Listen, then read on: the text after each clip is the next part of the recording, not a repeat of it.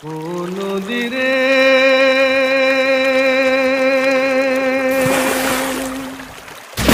নদী চলে আপন খেয়ালে আর ভেঙে নিয়ে যায় মানুষের ঘরবাড়ি।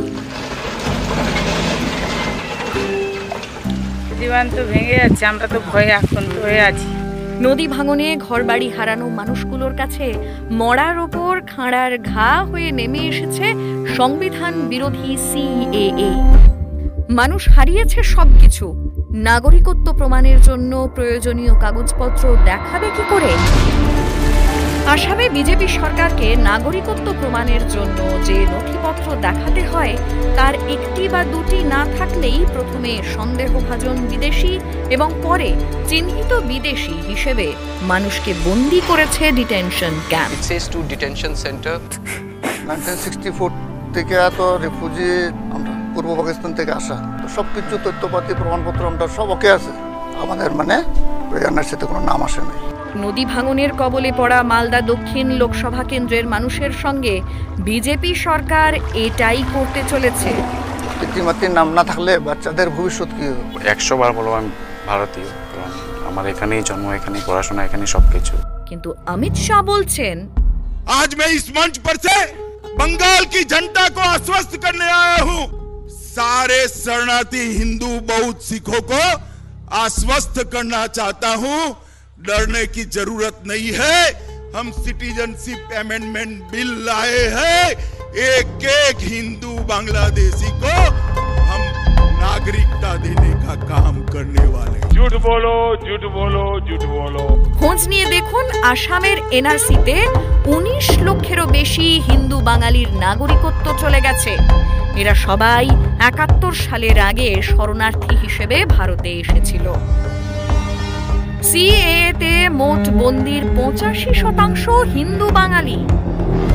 বিজেপি সরকার ক্ষমতায় এলে বাঙালিকে এরকম উপহারই দেবে। 1964 পূর্ব পাকিস্তান চাইছি, তো 71 হলো বাংলাদেশ, তো এখানে তো সব খালি বাংলাদেশি হয়, আর আমাদের কোনো ডকুমেন্টসে মানে ওরা গুরুত্ব দেয় নাই। আমি ওখানে কি উপায় করবো আমার রাস্তাটা? তৃণমূল সরকার ভারতীয় সংবিধান অনুযায়ী জাতি ধর্ম নির্বিশেষে সবার সমান অধিকারের কথা বলে।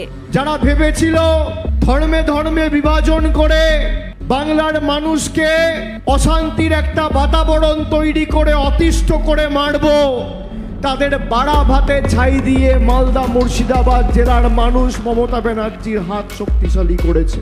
সিএএ থেকে বাদ পড়া মানুষের বেশিরভাগই খেটে খাওয়া সাধারণ মানুষ। একবার নাগরিক তালিকা থেকে বাদ পড়া মানে সমস্ত সরকারি সুযোগ সুবিধা বন্ধ। অর্থাৎ স্বৈরাচারী বিজেপি সরকার হলো গরিব বিরোধী। দেখুন অমিত শাহ কেমন মিথ্যে বলছেন। बंगाल के विकास के लिए नरेंद्र मोदी जी ने 3,95,406 करोड़। ये झूठ है, झूठ है, झूठ है। খুব ভালো কথা। এবার আপনাদের আসল চেহারাটা একটু দেখা যাক। আমি জানি আপনাদের এখানে গঙ্গা ভাঙন বড় সমস্যা। কেন্দ্র আমাদের সব টাকা বন্ধ করে দিয়েছে। 100 দিনে যারা কাজ করেছে তাদের টাকাটাও দেয়নি।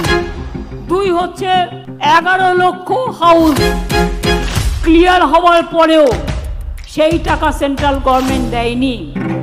মনে রাখবেন, যখন 100 দিনের কাজ হতো এটা পুরো সেন্ট্রাল ফান্ডেড প্রোগ্রাম ছিল, কম্পালসারি ছিল, কিন্তু বিজেপি সংবিধান মানে না। অথচ এই বাংলা থেকেই বিজেপি সরকার কর হিসেবে 6,65,000 কোটি টাকা নিয়ে গেছে।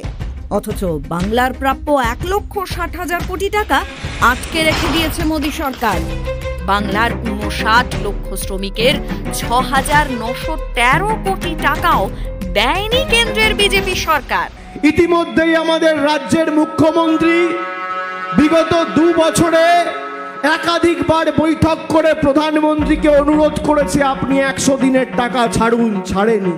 কেন্দ্রীয় সরকারের থেকে 100 দিনের পারিশ্রমিক না পেয়ে গরিব মানুষেরা বাধ্য হয়ে কাজ করতে যান ভিন রাজ্যে। এরপর এই সব পরিযায়ী শ্রমিকদের কথা না ভেবে হঠাৎ করেই লকডাউন ঘোষণা করলেন মোদীজি। आज रात 12 बजे से संपूर्ण देश में संपूर्ण लॉकडाउन होने जा रहा है। হঠাৎ করেই ট্রেন বাস বন্ধ করে দিলেন মোদীজি। পায়ে হেঁটে বাড়ির রাস্তা ধরলেন হাজার হাজার পরিযায়ী শ্রমিক। রাস্তাতেই মারা পড়লেন অনেকে, কেউ বা মালবাহী ট্রেনে কাটা পড়লেন। শেষে লকডাউনে আটকে পড়া পরিযায়ী শ্রমিকদের জন্য 105টি স্পেশাল ট্রেন এবং বাসের ব্যবস্থা করেন মমতা বন্দ্যোপাধ্যায়। মোদী সরকার যে গরিব বিরোধী তার প্রমাণ পাওয়া যায় বারবার। যে আজকে এখানে দাঁড়িয়ে আগামী দিন যা করার করব, গলা কেটে দিলেও এই 100 দিনের টাকা আমরা নিয়ে ছাড়বো। মালদার উন্নয়নের কথা ভেবে জননেত্রী মমতা বন্দ্যোপাধ্যায় বারবার ফিরে এসেছেন এই জেলাতেই।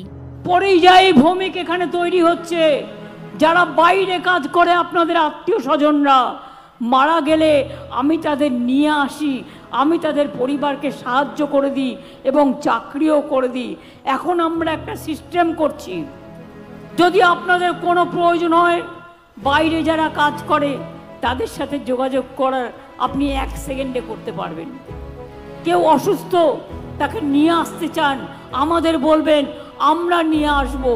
এবং শুধু একটাই রিকোয়েস্ট, পরিযায়ী শ্রমিকদের নাম যেন ভোটার লিস্টে থাকে, তা নাহলে এই বিজেপি আর বিজেপির দালাল সিপিএম এবং আদার্সরা তারা কি করবে, তারা এনআরসি করে সব মানুষকে ভাগিয়ে দেবে। বিজেপির মিথ্যের ফাঁদে পা না দিয়ে উন্নয়নের স্বার্থেই প্রয়োগ করুন আপনার গণতান্ত্রিক অধিকার।